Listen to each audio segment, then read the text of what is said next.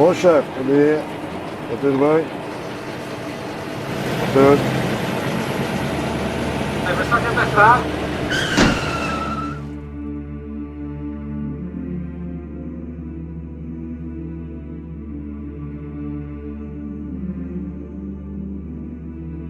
Então, se pudesse voltar 10 segundos atrás, o que é que faria diferente?